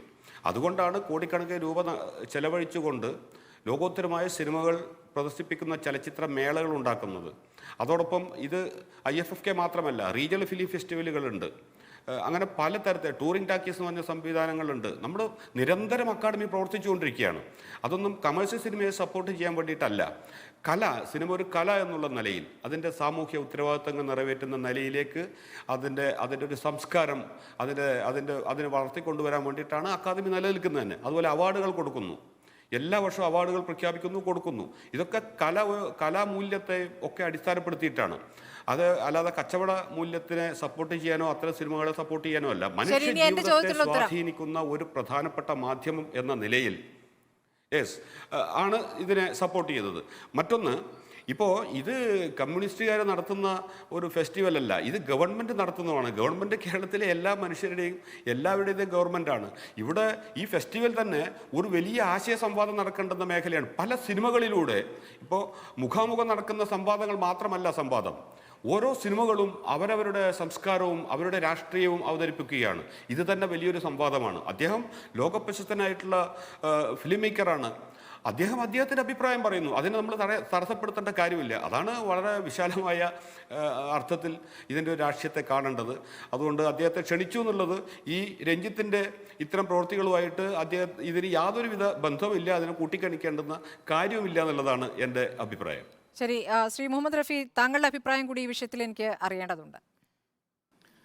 എനിക്ക് എനിക്കിതിൽ പറയാനുള്ളത് ഈ ഒരു ചോദ്യം ആയിരുന്നില്ല ചോദിക്കേണ്ടിയിരുന്നത്. എന്തുകൊണ്ട് നാനാ പടേക്കർ അവിടെ മുഖ്യ അതിഥിയായി വന്നു? ഇപ്പോൾ കേരളത്തിൽ വളരെ വിവാദമായ 2 സിനിമകളാണ്. ഒന്ന് കാശ്മീർ ഫയൽസും ഒന്ന് കേരള സ്റ്റോറി. ഇത് രണ്ടും പ്രഖ്യാപിതമായിട്ടുള്ള ഒരു കമ്മ്യൂണിസ്റ്റ് വിരുദ്ധമല്ല, സത്യത്തിൽ ഫാഷിസത്തെ സപ്പോർട്ട് ചെയ്യുന്ന 2 സിനിമകളായിരുന്നു. ഈ 2 സിനിമകളെയും അനുകൂലിക്കുകയും ഇപ്പം കേന്ദ്ര ഭരണത്തിലുള്ള നമുക്കെല്ലാം അറിയാവുന്ന രീതിയിലുള്ള ആ ഭരണത്തെ സപ്പോർട്ട് ചെയ്യുന്ന ഒരാളെ അതിനെതിരെ നിരന്തരം പോരാടുന്ന ഒരു സർക്കാരാണ് നമ്മുടേത്, ഇടതുപക്ഷ സർക്കാർ. ഈ ഇടതുപക്ഷ സർക്കാരിൻ്റെ ഇപ്പം മനോജ് ഖാന പറഞ്ഞ പോലെ കമ്മ്യൂണിസ്റ്റുകാരല്ലെങ്കിലും ഇടതുപക്ഷ സർക്കാരാണ് നമ്മുടെ ഭരണത്തിലുള്ളത്. ഈ ഇടതുപക്ഷ സർക്കാരിൻ്റെ താല്പര്യങ്ങളും നയങ്ങളും ജനാധിപത്യ ബോധവും ആ സംസ്കാരവും ഒക്കെ ഉൾക്കൊണ്ടുകൊണ്ട് ആണല്ലോ നമ്മുടെ അക്കാഡമികൾ പ്രവർത്തിക്കുന്നത് എന്നാണല്ലോ വെപ്പ്. ഈ വെപ്പ് അതിനു വേണ്ടിയിട്ടാണല്ലോ അദ്ദേഹത്തെ ഇത് ഏൽപ്പിച്ചിരിക്കുക. അപ്പോൾ തീർച്ചയായിട്ടും അദ്ദേഹം ഇതിനെ വെല്ലുവിളിക്കുന്ന ഒരു പ്രവൃത്തി കൂടിയാണ് നാനാ പടേക്കർ അവിടെ കൊണ്ടുവരികയും അതിന് പകരം നസറുദ്ദീൻ ഷാ അപ്പുറത്തുണ്ട്. നസറുദ്ദീൻ ഷായെ അദ്ദേഹം കൊണ്ടുവരില്ല. അങ്ങനെ ഒരു സംഗതി വേണമെങ്കിൽ ഇവിടെ ചൂണ്ടിക്കാണിക്കാവുന്നുണ്ട്. പിന്നെ ഒരു കാര്യം കൂടി എനിക്കൊന്ന് ശ്രദ്ധയിൽപ്പെടുത്താനുണ്ട്. ഇപ്പം എനിക്ക് തോന്നുന്നു ഇപ്പം ഗവൺമെൻറ് ഇപ്പോഴും രഞ്ജിത്തിനോട് രാജിവെക്കണ്ട എന്നുള്ളൊരു നയമാണ് ഇപ്പോൾ സ്വീകരിച്ചിരിക്കുന്നത്. എനിക്ക് തോന്നുന്നു രഞ്ജിത്തിൻ്റെ കഥാപാത്രങ്ങളെ പോലെ തന്നെ രഞ്ജിത്ത് എന്തുകൊണ്ട് ഇപ്പം സജിതാന്തിയാട്ട് ഇപ്പം എന്തുകൊണ്ട് എതിരായി എന്നുള്ളത് നമുക്കിപ്പം ബോധ്യപ്പെട്ടു. അദ്ദേഹത്തിൻ്റെ കൂട്ടരെ വിളിച്ചില്ല, അതാണ് അദ്ദേഹത്തിൻ്റെ പ്രശ്നം. സത്യത്തിൽ ഫിലിം ഫെസ്റ്റിവൽ പോലെയുള്ള ഒരു കൾച്ചറിൽ ഇദ്ദേഹം ചെയ്യുന്ന സിനിമക്കോ ഇൻഡസ്ട്രി സിനിമക്കോ ഒന്നും യാതൊരു പ്ലേസ്മെൻറ്റും അവിടെ അല്ല എന്നുള്ള മറ്റൊരു വാസ്തവം. പക്ഷേ അദ്ദേഹം അതുകൊണ്ട് മാത്രം രഞ്ജിത്തിനെ അവിടുന്ന് ഒഴിവാക്കണം. അപ്പോൾ അദ്ദേഹത്തിൻ്റെ ഈ പോക്കറ്റിൽ നിന്നും അദ്ദേഹത്തിന് പിന്തുണ നഷ്ടപ്പെട്ടു. പക്ഷേ രഞ്ജിത്തിൻ്റെ കഥാപാത്രങ്ങളെ പോലെ അദ്ദേഹം ഒരു ഏകാധിപതിയാണ്. ഒരു ഏകാധിപതി ഒരിക്കലും ജനാധിപത്യപരമായിട്ട് പ്രവർത്തിക്കില്ല. അതുകൊണ്ടാണ് പിന്നെ ഇദ്ദേഹത്തിൻ്റെ മന്ത്രിസഭയിലെ ഈ ജനറൽ കൗൺസിൽ അംഗങ്ങളും എല്ലാവരും അദ്ദേഹത്തിൻ്റെ തന്നെ ഫിലിം ചേംബർ കൊമേഴ്സ് എല്ലാവരും എതിരായിട്ടും അദ്ദേഹം മംഗലശ്ശേരി നീലകണ്ഠൻ ആരെങ്കിലും പറഞ്ഞാൽ കേൾക്കുമോ? അപ്പം മംഗലശ്ശേരി നീലകണ്ഠൻ്റെ ഒരു ബാധ അദ്ദേഹത്തിനുള്ളത് കൊണ്ട് തന്നെ ഈ ഫ്യൂഡലിസ്റ്റ് മൂല്യങ്ങളെ തൻ്റെ ഉള്ളിലേക്ക് ആവാഹിച്ചെടുത്ത് തൻ്റെ കഥാപാത്രങ്ങൾ ഇപ്പോൾ സുരേഷ് ഗോപിയൊക്കെ പ്രവർത്തിക്കുന്നു. സുരേഷ് ഗോപി എന്നുള്ള നടൻ തൻ്റെ കഥാപാത്രങ്ങൾ വെച്ച് ജീവിക്കുന്നത് പോലെ രഞ്ജിത്ത് സംവിധാനം ചെയ്യുകയും തിരക്കഥ എഴുതുകയും ചെയ്ത കഥാപാത്രം അദ്ദേഹമായിട്ട് സൃഷ്ടിച്ചു വെച്ച ചില എഴുത്തുകാർക്ക് കഥാപാത്രങ്ങൾ അവർ സൃഷ്ടിച്ചു വെച്ച കഥാപാത്രങ്ങൾ അവരെ ആവേശിക്കുകയും ഇപ്പം ദസ്തേവ്സ്കിക്കൊക്കെ ആ പ്രശ്നം ഉണ്ടായിരുന്നു. അപ്പം അവരെ ആവേശിച്ചിട്ട് പിന്നെ ആ കഥാപാത്രങ്ങളായിട്ട് മാറുന്ന ഒരു അവസ്ഥ ഉണ്ടാവാറുണ്ട്. അപ്പോൾ ഇതേപോലെ ഒരു നോവൽ എഴുതി കഴിഞ്ഞ ശേഷം എനിക്കുണ്ടായിരുന്നു ഈ അസുഖം. അതിലുള്ള ഒരു കഥാപാത്രം എന്നെ അങ്ങ് ആവേശിച്ചു, പിന്നെ ഞാൻ ആ കഥാപാത്രമായിട്ട് അങ്ങ് മാറി. ഇതേപോലെ ഇദ്ദേഹം സൃഷ്ടിച്ചു വെച്ച കഥാപാത്രങ്ങൾ ഇദ്ദേഹത്തിനെ ആവേശിക്കുകയും അദ്ദേഹം തൻ്റെ ഒരു ജനാധിപത്യ മൂല്യവ്യവസ്ഥ നിലനിൽക്കുന്ന ഒരു സിസ്റ്റത്തിനാണ് താൻ എന്നുള്ളത് മറക്കുകയും എന്നിട്ട് രാജിവെക്കുകയും ചെയ്യാതിരിക്കുകയാണ്. പക്ഷേ ഇവിടെ വേറൊരു സംഗതി കൂടിയുണ്ട്. ഇതേ ഏകാധിപത്യ പ്രവണത തന്നെയാണ് ഇവിടുത്തെ സർക്കാരിനുള്ളതെന്നുള്ളതാണ് എൻ്റെ സംശയം. ഇപ്പൊ ലോകം മുഴുവൻ ഇതാണ് എന്നുള്ള രൂപത്തിലാണ്. സർക്കാരും അത് പറയുന്നു അദ്ദേഹത്തോട് രാജിവെക്കരുത്. അപ്പൊ ജനാധിപത്യം ആർക്കാണുള്ളത്? ഇവിടെ ഇടതുപക്ഷ കമ്മ്യൂണിസ്റ്റ് മന്ത്രിസഭ എന്ന് പറയുന്ന അവർക്കുണ്ടോ? എന്നാലല്ലേ രഞ്ജിത്ത് രാജിവെക്കുള്ളൂ, അല്ലെങ്കിൽ രഞ്ജിത്തിനെ ഒഴിവാക്കാൻ പറ്റുള്ളൂ. ഞാനൊരു കാര്യം പറയട്ടെ. ശ്രീ മനോജ് ഖാന വേഗം പറയാമോ? എം എ നിഷാദിലേക്ക് കൂടി പോകണം, പറഞ്ഞോളൂ. ഇത് അദ്ദേഹത്തിന്റെ കഥാപാത്രം അയാളിലേക്ക് ആവേശിച്ചതാണെന്നൊക്കെ പറഞ്ഞത് അയാൾക്ക് രക്ഷപ്പെടാൻ ഒരു വഴിയൊരുക്കലാണ്. യഥാർത്ഥത്തിൽ അയാളെ കഥാപാത്രം ആവേശിച്ചതെന്ന് ഞാൻ കാണാൻ ഉദ്ദേശിക്കുന്നില്ല. ഞാൻ കാണുന്നത് അദ്ദേഹത്തിന്റെ വിവരമില്ലായ്മയും അദ്ദേഹത്തിന്റെ രാഷ്ട്രീയ ബോധമില്ലായ്മയുമാണ് ഇതെന്നാണ് ഞാൻ വിചാരിക്കുന്നത്. ശരി, ശ്രീ എം എ നിഷാദ്, ഇപ്പോൾ എന്തുകൊണ്ട് നാനാ പടേക്കർ, എന്തുകൊണ്ട് ക്രിസ്റ്റോഫ് സനൂസി ഇവരൊക്കെ ഇവിടെ അതിഥികളായി എത്തുന്നു എന്നൊരു ചോദ്യവും. അപ്പോൾ ഈ രാഷ്ട്രീയമില്ല സിനിമയിൽ എന്ന് പറയുന്നത് പോലെ തന്നെ അദ്ദേഹത്തിന്റെ അരാഷ്ട്രീയ നിലപാടുകളാണോ ഇവരൊക്കെ അതിഥികളാകാനുള്ള ഒരു പ്രധാനപ്പെട്ട കാരണമാകുന്നത്? അല്ല, കലാകാരന്മാരെ സംബന്ധിച്ചിടത്തോളം ഈ ഭിന്ന സ്വരങ്ങളെ പോലും അംഗീകരിച്ചുകൊണ്ട് പോവുക എന്നുള്ളതാണല്ലോ ചെയ്യേണ്ടത്. അപ്പോൾ അങ്ങനെയാണെങ്കിൽ ഇപ്പോൾ നാനാ പടേക്കർ ഒരു ഇന്ത്യ അറിയപ്പെടുന്ന ഏറ്റവും വലിയ നടനാണ്. അദ്ദേഹത്തിൻ്റെ നിലപാടുകൾ, അദ്ദേഹമായാലും അനുപം ഖേർ ആയാലും അതുപോലുള്ള ആളുകളുടെ നിലപാടുകൾ നമുക്ക് ചോദ്യം ചെയ്യാം. ഒരു ചലച്ചിത്ര ഫെസ്റ്റിവലിൽ നാനാ പടേക്കർ വന്നതിന് പുതിയൊരു ഡിബേറ്റായിട്ട് ശ്രീ റാഫി ചൂണ്ടിക്കാണിക്കുമ്പോഴാണ് അതിൻ്റെ ഒരു സാഹിത്യം നമ്മൾ മനസ്സിലാക്കുമ്പോൾ തന്നെ പ്രകാശ് രാജാണ് ഈ പറയുന്ന ഏറ്റവും കൂടുതൽ ഫാസിസ്റ്റ് സർക്കാരിനെതിരെ ശബ്ദമുയർത്തിയ പ്രകാശ് രാജാണ് ഇന്ന് സമാപന സമ്മേളനത്തിൽ വന്നിരിക്കുന്നത്. അപ്പോൾ നമുക്കതിനെ ആ രീതിയിൽ കാണാം. പക്ഷേ കൂടുതൽ ചർച്ചകളിലേക്ക് വരുമ്പോഴായിരിക്കും അതിൻ്റെ ഉള്ളറകളിലേക്ക് നമുക്ക് പോകാൻ കഴിയത്തുള്ളൂ. പക്ഷേ യഥാർത്ഥത്തിൽ ഇവിടെ സംഭവിച്ചിരിക്കുന്നതെന്ന് പറഞ്ഞാൽ ഈ ചലച്ചിത്ര അക്കാദമിയെ പോലെ ഏറ്റവും പരിപാവനമായ സിനിമയുടെ നന്മയ്ക്ക് വേണ്ടി നിൽക്കുന്ന ഒരു പ്രസ്ഥാനത്തെ ഒരു ചെയർമാൻ്റെ അല്പത്തരം കാരണം ഒരു തരത്തിൽ പോലും പുറകോട്ട് പോകാൻ പാടില്ല എന്നുള്ളൊരു കാര്യം ഇത്തരം വിഷയങ്ങളിലൂടെ നമുക്ക് മനസ്സിലാക്കിയിരിക്കുന്നത്. തീർച്ചയായിട്ടും സർക്കാർ ഉചിതമായ ഒരു തീരുമാനമെടുക്കും. സർക്കാരിന് എല്ലാവരെയും കേൾക്കാനുള്ളൊരു മനസ്സുണ്ട്. It's too early to comment on this. അവർ വരട്ടെ. സർക്കാരിൻ്റെലേക്ക് സാംസ്കാരിക വകുപ്പിൽ സാംസ്കാരിക വകുപ്പിൻ്റെ ശ്രദ്ധയിൽ ഇത് പെടുത്തിയിട്ടുണ്ട് 9 അംഗങ്ങളും. തീർച്ചയായിട്ടും ഒരു ഡിബേറ്റിന് അവരെയും ക്ഷണിച്ചുകൊണ്ട് സർക്കാർ ഉചിതമായ ഒരു തീരുമാനമെടുക്കും. താങ്കൾക്ക് ആ പ്രതീക്ഷയുണ്ടോ? പ്രത്യേകിച്ച് ഡോക്ടർ ബിജുവിന്റെ കാര്യത്തിൽ അദ്ദേഹം പലതവണ പ്രതികരിച്ചു, അതിനുശേഷം അദ്ദേഹം രാജിവെച്ച് പോവുകയും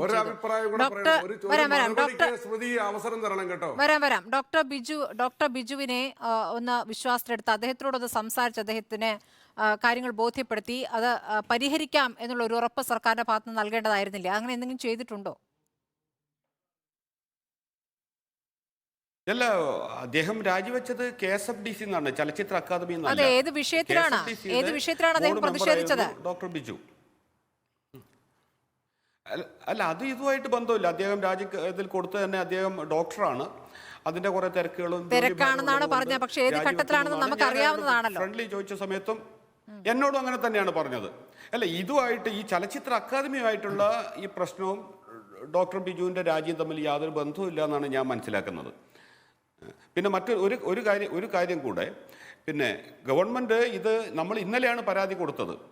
ഈ പരാതി കൊടുത്തത് തീർച്ചയായിട്ടും ഗവൺമെൻറ് പരിശോധിക്കുന്നു. ഇതിൽ വളരെ ശരിയായൊരു തീരുമാനം ഗവൺമെൻറ് എടുക്കും തന്നെയാണ് ഞങ്ങളെ വിശ്വാസം. ഞങ്ങൾക്ക് ആ പ്രതീക്ഷയിൽ തന്നെയാണ്, അതുകൊണ്ടാണല്ലോ പരാതി കൊടുക്കുന്നത്.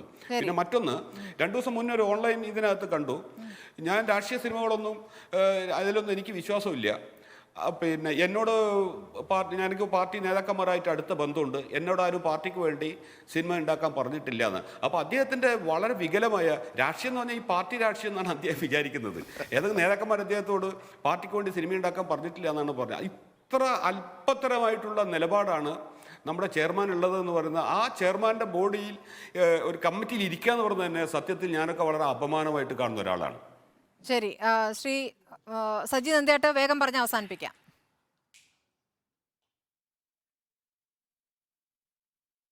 അതെ, എനിക്ക് പറയാനുള്ളത്, ഈ മലയാള കച്ചവട സിനിമയുടെ മുഖമല്ല എന്ന് പറയുന്ന ആ ഒരു കമന്റിനോട് എനിക്ക് കമന്റ് ചെയ്യാതിരിക്കാൻ പറ്റില്ല. ഒരു തലമുറയെ സിനിമാ സംസ്കാരം പഠിപ്പിച്ചത് അവാർഡ് സിനിമകളല്ല കേട്ടോ. സിനിമാ സംസ്കാരം പഠിപ്പിച്ചത്, തലമുറകളെ പഠിപ്പിക്കുന്നത് അന്താരാഷ്ട്ര ചലച്ചിത്രമേളയുമായി ബന്ധപ്പെട്ടൊക്കെ സംസാരിക്കുമ്പോൾ ശ്രീ സജി നന്ദിയാട്ട് ഇവിടുത്തെ തിയേറ്റർ നിറഞ്ഞോടുന്ന സിനിമയെ കുറിച്ച് പറയാൻ മൊമെന്റോ കൊടുക്കുന്നതുമാണ് സിനിമയെ പരിപോഷിപ്പിക്കുന്നതെന്ന് പറയുന്നതോട് ഒരു അത് വേറൊരു വിഷയമാണ്. താങ്കളൊരു വേറൊരു ദിവസം നമുക്ക് ആ വിഷയത്തിൽ ചർച്ച ചെയ്യാം. മലയാള സിനിമയെ പറയട്ടെ, രാജ്യാന്തര തലത്തിൽ നമ്മുടെ സിനിമ അത് വലിയൊരു വിഷയമാണ്. അത് കുറെ കൂടെ സമയത്ത് മറ്റൊരു രീതിയിൽ ചർച്ച ചെയ്യാവുന്ന വിഷയമാണ്. അത് ഇതിൽ ചേർക്കാവുന്ന വിഷയമല്ല ശ്രീ സജി നന്ദിയാട്ട്. നിർമ്മാതാവ് എന്ന നിലയ്ക്കുള്ള താങ്കളുടെ ആശങ്ക മനസ്സിലാക്കുന്നു. പക്ഷേ ഈ ഘട്ടത്തിൽ ചർച്ച ചെയ്യേണ്ടതാണ്. സിനിമകളുടെ കാലിലാണ് നിങ്ങൾ നിൽക്കുന്നത്. ശരി, നമ്മൾ അന്താരാഷ്ട്ര ചലച്ചിത്രങ്ങളെ കുറിച്ചാണ് സംസാരിച്ചത്. ശരി ശരി, നമുക്ക് നോക്കാം രഞ്ജിത്തിനെ തിരുത്താൻ സർക്കാർ തയ്യാറാകുന്നുണ്ടോ അതോ രഞ്ജിത്ത് ഇതേ നിലപാടുമായി ആ കസേരയിൽ തുടരുമോ എന്ന് വരും ദിവസങ്ങൾ അറിയാം. വളരെ നന്ദി ചർച്ചയിൽ പങ്കെടുത്ത എല്ലാവർക്കും. ഇനി മീറ്റ് ദി എഡിറ്റേഴ്സ്.